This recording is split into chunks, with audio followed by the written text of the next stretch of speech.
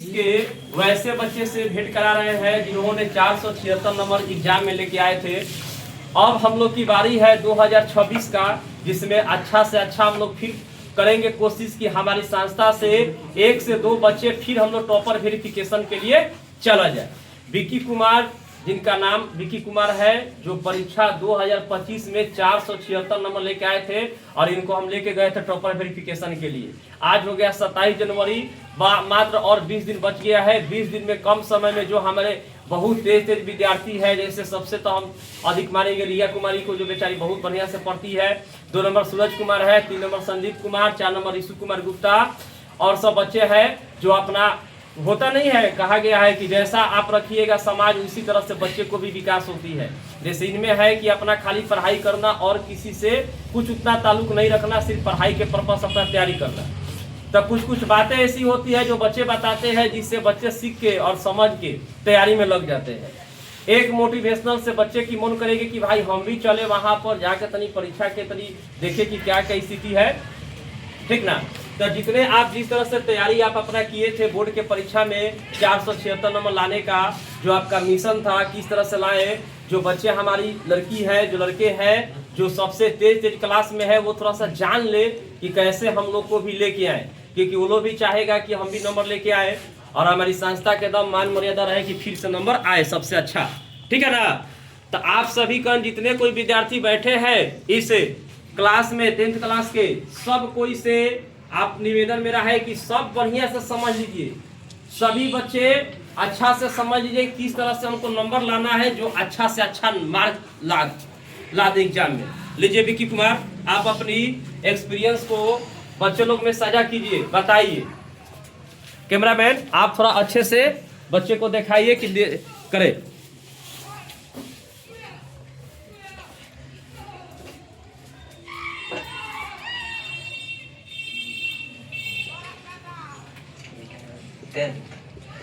Tenth class 2026 है, यही है। तो आप लोगों को एग्जाम कितने तारीख से है? 17 फरवरी से, और आज है 27 जनवरी। मतलब आप लोगों के पास मिनिमम 20 दिन है, मैक्सिमम 20 दिन है। तो 20 दिन में आप लोगों का शेड्यूल लगभग आपको पढ़ना है 18 दिन,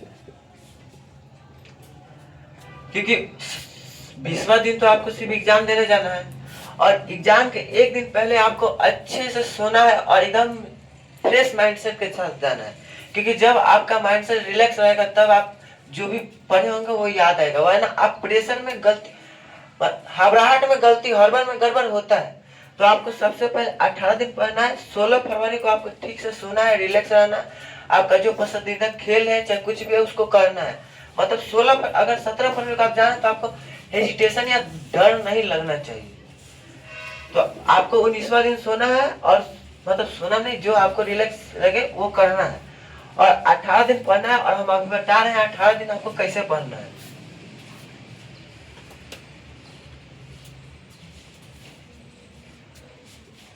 अठारह दिन में आपको 5 सब्जेक्ट लेके चलना है।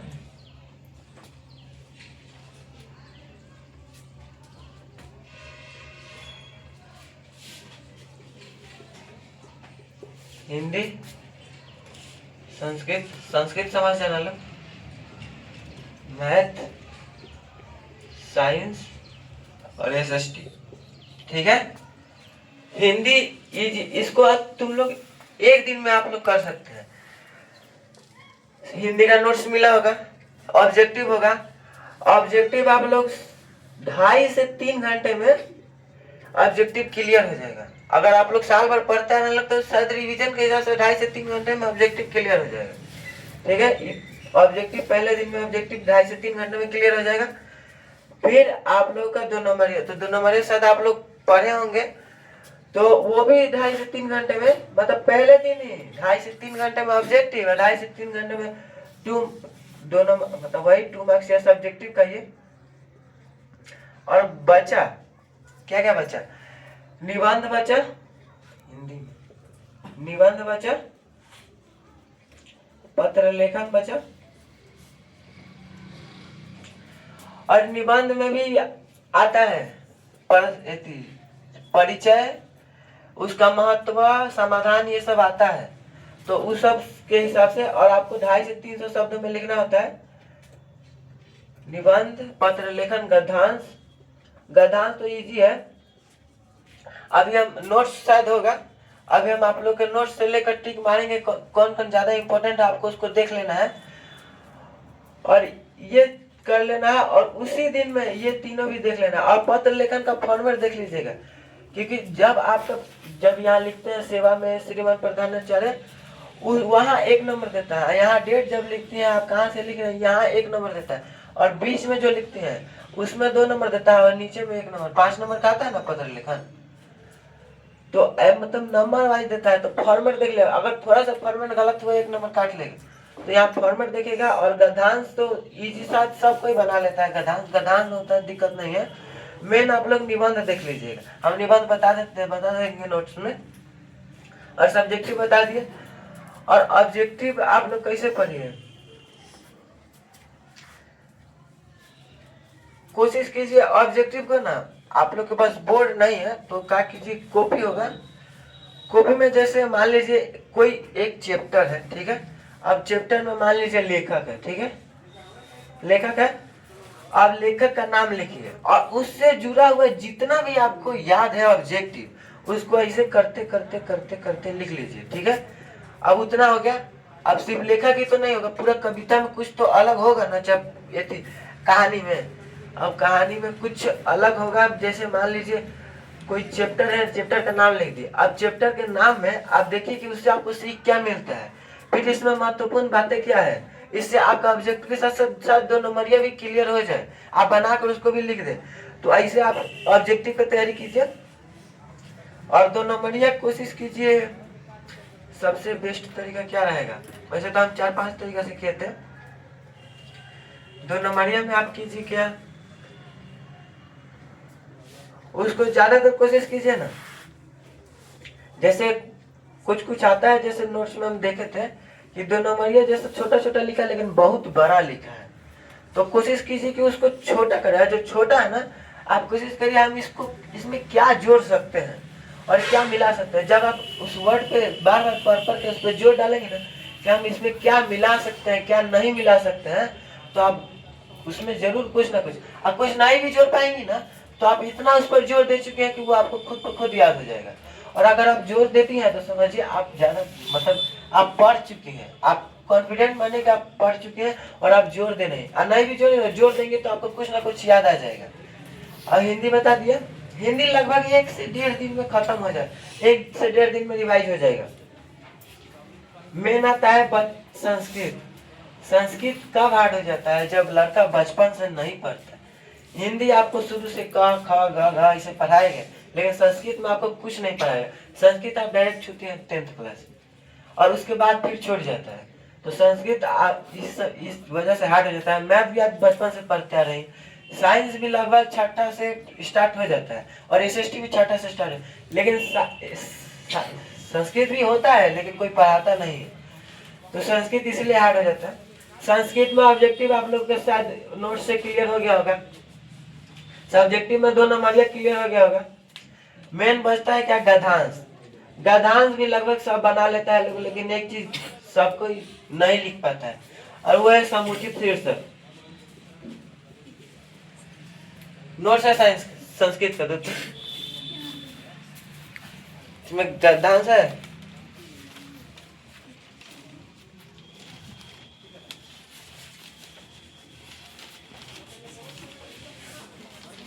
शायद नहीं है,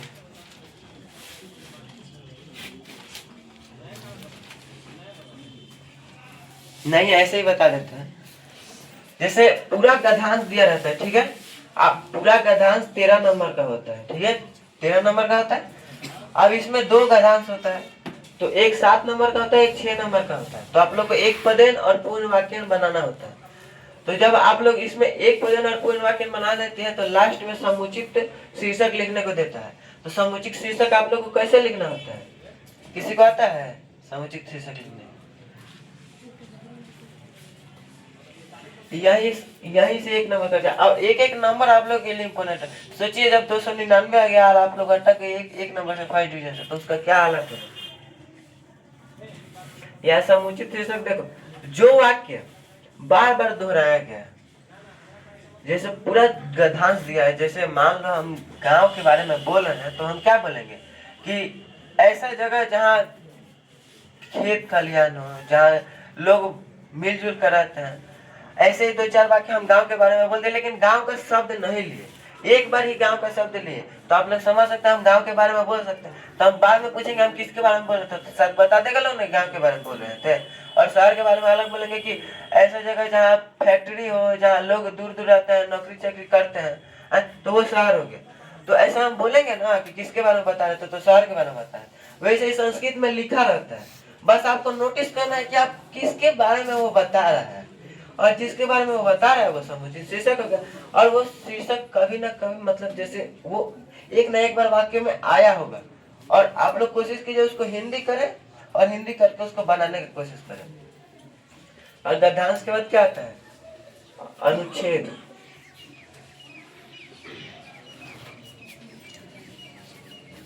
अनुच्छेद 2-4 हम मार देते हैं, क्योंकि ये आप लोग संस्कृत व्याकरण शायद नहीं पढ़े होंगे, तो ये याद करने वाला चीज है। अनुच्छेद में क्या कहता है, देख ऋतु, ऋतु कितने होते हैं, मेनली 4 होते हैं, मतलब मुख्यतः 4 होते हैं।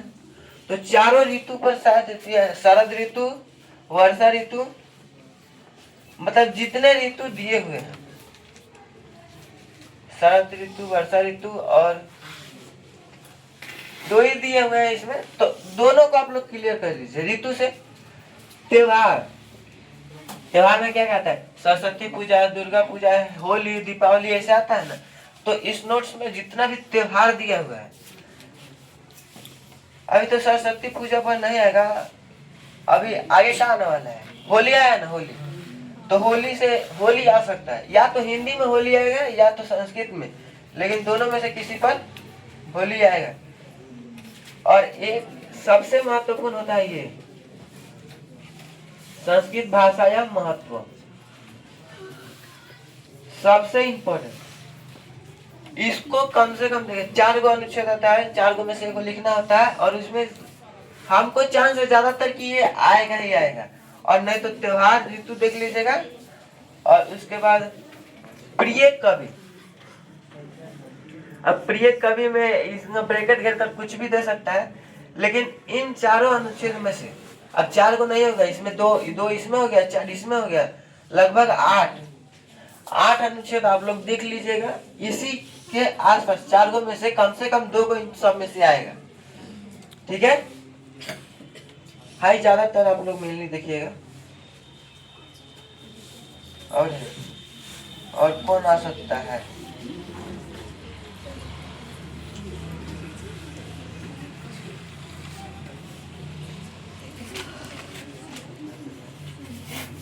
गंगा भी आ सकता है, या अस्माकम विद्यालय।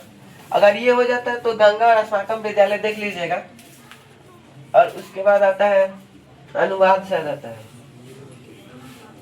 अनुवाद से मार्क्स का होता है, इसमें ज्यादा कुछ नहीं करना है, आप लोग एक पेज लीजिए, ठीक है। आप कॉपी का पन्ना एक पेज लीजिए, अब लिखिए पहले एक क्या कहते हैं, इन नोट से पहले हिंदी लिखिए, ठीक है। और उसके बाद उसको पढ़िए, फिर इंग्लिश कीजिए, फिर पढ़िए, फिर इंग्लिश कीजिए।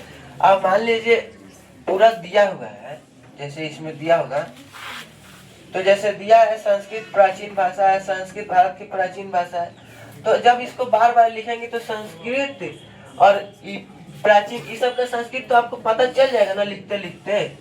तो वह इससे रिलेटेड कोई भी वाक्य आएगा तो शायद आप लिख देंगे।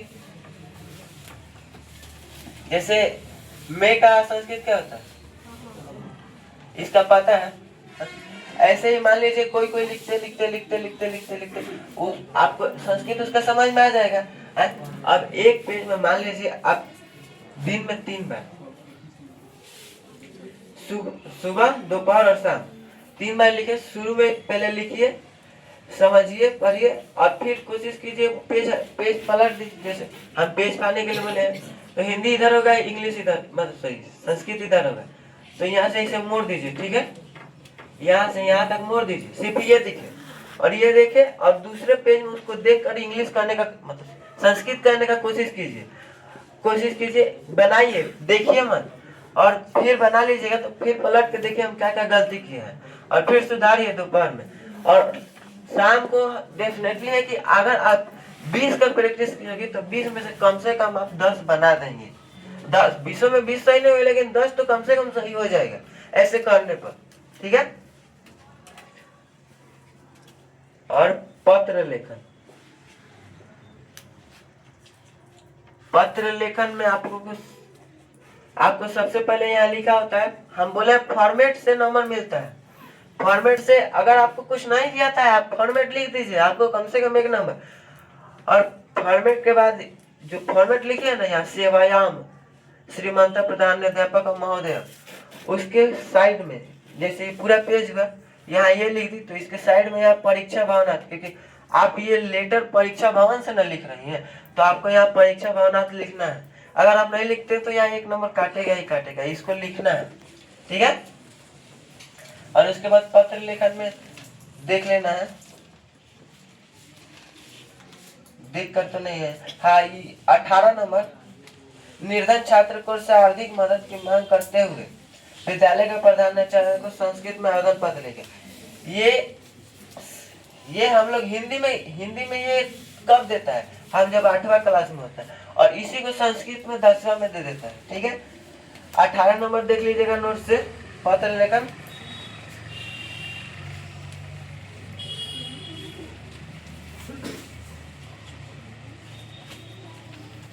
पंद्रह नंबर देख लीजिएगा, 4-5 मार देते हैं, उसी में से 1-2 बनाना होता है ना, 4 आता है तो कम से कम आ जाएगा 2 से 3।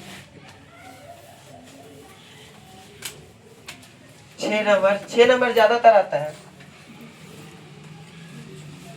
और 2 जब आवेदन पत्र आएगा तो 2 व्यक्तिगत पत्र आएगा। इसमें तो अंतर आप लोग को पता होगा, आवेदन पत्र क्या होता है, व्यक्तिगत पत्र क्या होता है। 2 नंबर और 8 नंबर, ये 5 को देख लीजिएगा, 5 को में से आएगा। अगर 2 नहीं भी आता है तो कम से कम 1 आ जाएगा, और ये हो जाता है तो एक्स्ट्रा देख लीजिए आप अपने हिसाब से। संस्कृत बता दिए, संस्कृत में कोई किसी को कंफ्यूजन जो शायद लगता है कि हम बता सकते हैं या नहीं भी बता सकते हैं, पूछ के देख लीजिए। किसी को कोई डाउट है तो पूछो जल्दी से, कोई कंफ्यूजन नहीं है। हम आगे बढ़े, मैथ की तरफ चले, ठीक है।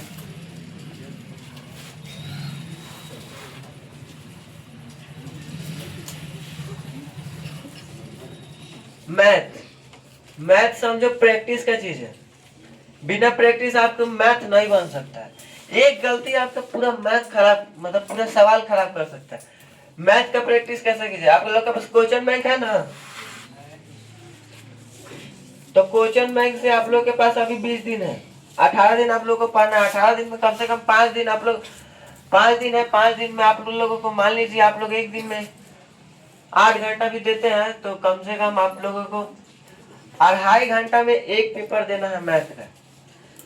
जैसे मान लीजिए आप फील कीजिए कि एकदम हम एग्जाम सेंटर पर ही बैठे हैं और ये हमारा 2026 का एग्जाम है, और 2000 किसी और का पेपर, किसी और साल का पेपर, उस समय आप सॉल्व कीजिए और 2.5 घंटे में एक सेट लगाइए। सेट मतलब एक पेपर दीजिए मैथ का, पहला पेपर दीजिए, फिर 5 दिन लगातार आप 5 पेपर दीजिए मैथ का। इससे आपका प्रैक्टिस होगा और आपको अंदाजा लग जाएगा कि किस टाइप का क्वेश्चन आ रहा है। जैसे हम जब दिए थे तो हमको कंफर्म था कि एक ग्राफ से क्वेश्चन आता है। हम कम से मिनिमम 13-14 दिए थे लास्ट टाइम में। ग्राफ से क्वेश्चन आता है, बहुलक से आता है, त्रिभुज से आता है, और त्रिकोणमिति का अनुप्रयोग से आता है, फिर से त्रिकोणमिति से आता है, और क्या से आता है, ग्राफ बोल दिए। एक होता है रचना से भी कंफर्म आता है। मतलब हम पूरा दीर्घोत्तरीय का एकदम चार्ट हम कंफर्म कर लिए थे कि यही आएगा। इतना प्रैक्टिस कर लेते, इतना हमको एक्सपीरियंस हो गया था उस समय। अभी भी शायद वही आएगा, तो आप लोग देख लीजिएगा।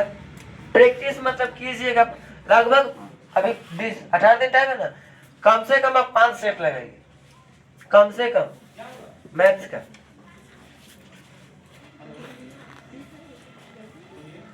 और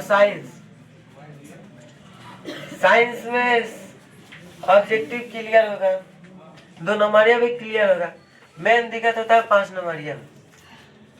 केमिस्ट्री का कोई भी खड़ा होकर हमको 2 दीर्घ उत्तरीय बता, 2। फिर से पूछो सवाल। केमिस्ट्री का 2 5 नंबर 6 नंबर का आता है, 2 दीर्घ उत्तरीय कोई भी हमको खड़ा होकर बता।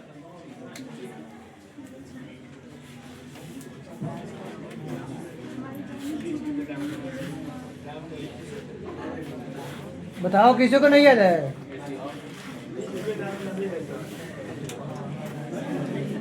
मतलब याद नहीं है पर पता है ना।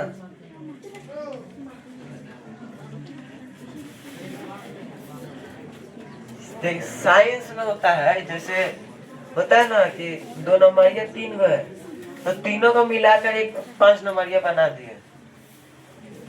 ठीक है, जैसे एक है दृष्टि दोष से, दृष्टि दोष पहले दे दिया। अगर 2 नंबरिया में दिया दृष्टि दोष क्या है, दूर दृष्टि दोष क्या है, निकट दृष्टि दोष क्या है। अब उसी को क्या करेगा, तीनों को एक में कर देगा और बोलेगा दूर दृष्टि क्या है और इसके भेदों को बताए और इस सबको परिभाषित कर। 5 नंबरिया हो गया। तो इसमें क्या होता है, 2 नंबरिया ही 5 नंबरिया बन जाता है। नहीं 6 नंबर का देता है फिजिक्स में। हाँ वही 2 नंबरिया ही मतलब दीर्घ उत्तरीय बन जाता है, 6 नंबर बोलिए। 6 नंबरिया हो जाता है। और फिजिक्स में हम बताते हैं क्या क्या आएगा। देखो दर्पण सूत्र याद है ना, 1/b + 1/u = 1/a। दर्पण सूत्र 2 होता है, 4 होता है, 2 कैसे होता है। अवतल दर्पण में, उत्तल दर्पण में नहीं, 2 होता है इसमें, अवतल दर्पण में और उत्तल दर्पण में। ठीक है,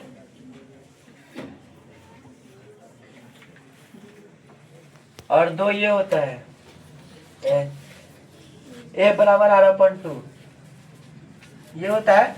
ये भी अवतल दर्पण में उत्तल दर्पण में 2 ये हो गया। और एक आता है विद्युत जनित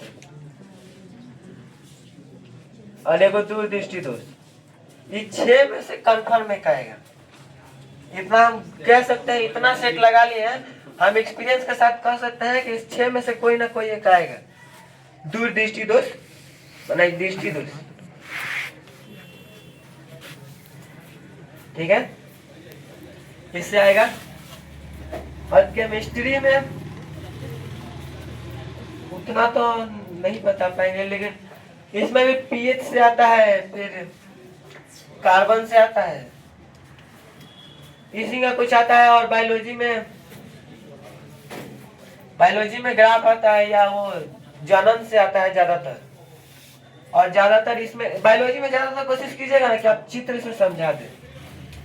चित्र नहीं होता है, जैसे हम लोग में आया था प्रकाश संश्लेषण, उसको हम लोग चित्र से समझाए थे। तो बायोलॉजी में ज्यादा कोशिश कीजिए चित्र से समझाने के लिए। और फिजिक्स में हम 6 बता दीजिए। केमिस्ट्री का हमको उतना पता है, शायद नोट्स है साइंस का। ठीक है, साइंस बोल दीजिए।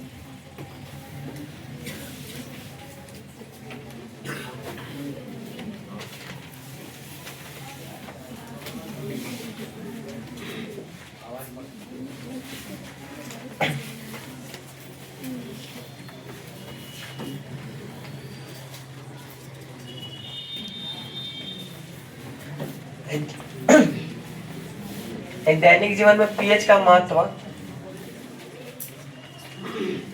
ये हो जाएगा। ये भी आता है 5 नंबरिया में, पीएच से आता है।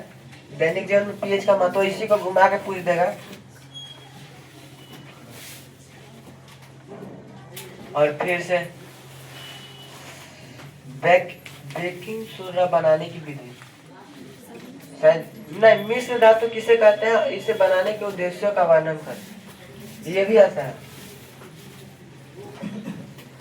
और बॉक्साइट का रासायनिक सूत्र लिखे, एल्युमिनियम का शोधन कैसे किया जाता है, ये आता है। और 2 से 3 कार्बन से आता है। कार्बन का है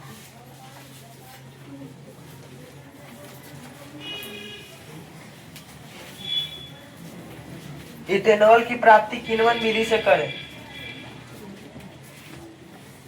चैप्टर नंबर 4 कार्बन एवं उसके यौगिक का क्वेश्चन नंबर 10 नहीं आगे, हाँ चैप्टर नंबर 10 ये 5 नंबर ये में आता है। तो और सबका सेट लगाइए, सिर्फ मैथ का सेट मत लगाइए, सबका मतलब अभी 2025 का लगाइए, 24 का लगाइए, 23 का लगाइए, और दोनों का 2-2 सीटिंग होता है तो 6 पेपर हो जाएगा। तो 6 में से 5 पेपर लगाइए सबका, जिससे आपको अंदाजा आ जाएगा क्वेश्चन किस टाइप का आता है और कैसे कैसे आता है, और आपको कैसे कैसे बनाना है। जब बनाएंगे तो आपको पता चल जाएगा कैसे बनाना है। राइटिंग पर भी आपका फोकस हो जाएगा कि हम कहाँ गलती कर पा रहे हैं, क्या गलती नहीं कर पा रहे हैं। और जब आपका कुछ गलती हो तो आप ऐसे काटिए, अब ऐसे भोग भाग मत कीजिए, वह डायरेक्ट नंबर काट लेगा। और मेन आता है एसएसटी हार्ड हो जाता है। एसएसटी में 5 सब्जेक्ट आता है, इसीलिए हार्ड हो जाता है। हिस्ट्री आता है, ज्योग्राफी आता है, इकोनॉमी आता है, पॉलिटिकल साइंस आता है, और एक आता है आपदा प्रबंधन, डिजास्टर मैनेजमेंट। 5 सब्जेक्ट हो जाता है, इसलिए एसएसटी हार्ड हो जाता है। अब एसएसटी में हिस्ट्री में 4 नंबर का आता है दीर्घ उत्तरीय, 2 नंबर ये तो लगभग सब क्लियर होगा नोट से। मैंने हम 4 नंबर बताना है। 4 नंबर आता है भारत छोड़ो आंदोलन से। ये चैप्टर से बहुत 4 नंबर ये आता है। अभी हम लगाए थे पेपर 20 का, मतलब लगभग हम 10 गो क्वेश्चन छाटे थे खुद से क्वेश्चन बैंक से, जो सिर्फ इस चैप्टर से था। जैसे इस आया था असहयोग आंदोलन से आया था, फिर गांधी जी की भूमिका भारतीय स्वतंत्रता संग्राम में, ये सब मैक्सिमम आता है। हमारे टाइम में भी यही आया था और इसको लिखे थे। ज्योग्राफी में आता है सड़क से, परिवहन, रेल परिवहन या परिवहन को परिभाषित करके कितने प्रकार के परिवहन है भारत में, कौन कितना है, इस सबको विस्तार बताइए। मतलब क्वेश्चन घुमा कर पूछ देगा। अब 3-4 को 2 नंबर ये है, उसी को मिला के 5 नंबर ये बना देता है, 4 नंबर ये बना देता है।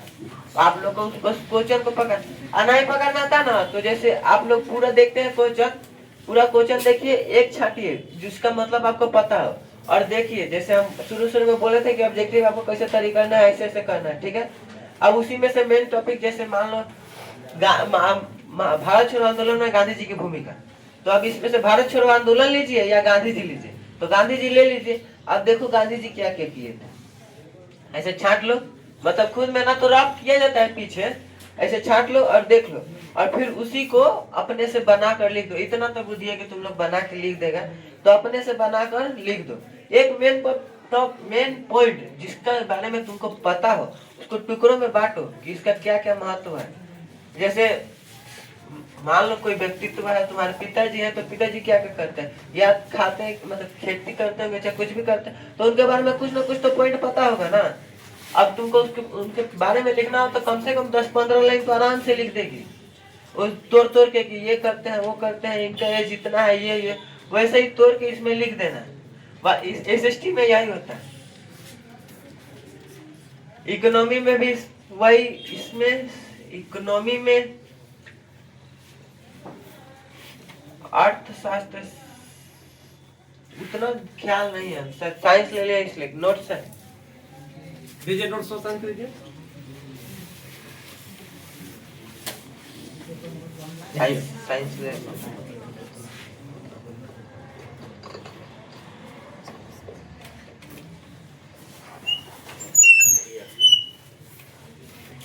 तो आप सभी को समझ गए हैं विकी कुमार क्या क्या बताए हैं, सब कुछ समझे हैं लोग। जैसे इकोनॉमिक्स में आपको देगा एटीएम क्या है, मुद्रा क्या है, बिहार के आर्थिक पिछड़ेपन के कारण क्या है, मतलब स्थिति दिखाना इकोनॉमिक्स का। और पॉलिटिकल सब आप लोग का 40 को 2 नंबरिया, 30 को 2 नंबरिया और 4 नंबरिया 10 को लिखवा दिए, ठीक है। हम लोग का आपकी मेन मिशन रहेगा कि फिर से नंबर लाना, तो आप लोग नंबर लाइएगा ना। खाली तो हमेशा सुनते हैं यस सर, और परीक्षा लेते हैं तो 4-5 का नंबर अच्छा आता है। अजीत कुमार का आज तक एक बार नहीं आया है टॉप 10 में नाम, ना टॉप 5 में नाम, ना कभी नहीं है। घर पर पढ़ना ही नहीं है। नीतीश कुमार तो पहले से इनका पढ़ाई अब अच्छा ही नहीं रह रहा है, अच्छा पढ़ ही नहीं रहे नीतीश कुमार घर पर। पढ़िएगा तब ना होगा, तो कहाँ से होगा। प्रिया कुमार ये पढ़ाई पर पूरा फोकस कीजिए। इनका कहने का मतलब है कि PYQ जो प्रीवियस ईयर पूछा है बार बार, उसको घर पर बैठ के लगाइए, फर्स्ट सीटिंग सेकंड सीटिंग, क्योंकि दो का है कि नहीं है, ज्यादा से जिसका फर्स्ट सीटिंग सेकंड सीटिंग, जिसे आप लोग का कौन सीटिंग पर है परीक्षा, फर्स्ट सीटिंग, तो सेकंड सीटिंग फर्स्ट सीटिंग सब PYQ बना लीजिए 20 दिन के अंदर में। और जो मैथ का है, मैथ का जो है रफ कीजिएगा, तो मान लीजिए कि आपका पेपर है एग्जाम का, तो रफ में यहाँ पर काट दीजिए, इधर में यहाँ पर लिखिए रफ, इसके बगल में रफ कीजिए, ठीक है। अगर आपके पीछे भी अपना कर लीजिएगा, लेकिन ये आपका सामने सामने रहेगा तो और मैथमेटिक्स बुझाएगा कि बच्चे और बढ़िया से अपना बनाए हैं, ठीक है। तो आप लोग एकदम पूरा पढ़ाई पर लग जाइए, ये आप लोग की अंतिम उम्मीद है, और इसके बाद से कोनो उम्मीद नहीं है। नहीं पढ़िएगा, नहीं रिजल्ट आएगा, फिर वैसे ही रह जाएगा, ठीक है ना। तो हम लोग आप चीज को सब कोई बच्चे समझ गए। कौन कुमार आप समझे हैं? अरे अब से भी तो पढ़ाई कर लो, बच गया 20 दिन। आदर्श कुमार आप समझे बढ़िया से? तो आपका स्कोर ठहराव किए, तो आपका स्कोर कहां तक ला सकते हैं अपने से बताइए, कम से कम बताइएगा हमको कि हम उसको देखें। कम से कम आप कितना नंबर ला सकते हैं? कम से कम 400 प्लस आ सकता है। तो आप थोड़ा सा घर पर पढ़िए, बनी देखिए, कम से कम रखिए, परीक्षा है, पढ़ाई है क्या है, परीक्षा, कम से कम रखिएगा तभी ज्यादा से ज्यादा आएगा, और ज्यादा से ज्यादा कोशिश करिएगा तो क्या हो जाता है, कम से कम हो जाता है ना विकी। तो पढ़िए घर पर, और मेन है घर पर पढ़ना, इधर उधर घूमना नहीं, अपना घर पर स्टडी एकदम पूरा लग जाना उसी में। 20 दिन आप दे दीजिए समय, और 20 दिन के बाद देखिए रिजल्ट आपको दे देगा, बहुत अच्छा से अच्छा आप लोग का नंबर आ जाएगा। तो अंतिम हम लोग का है, सबको ये आप लोग बच्चे जान गए कैसे कैसे क्या करना है। संस्कृत के और हिंदी के तो हम जाने ना, संस्कृत कैसे लिखना है क्लास में बता दिया जाएगा। चलिए तो अब हम लोग इस चीज को अब समाप्त करते हैं और अपने पढ़ाई पर आते हैं, ठीक है।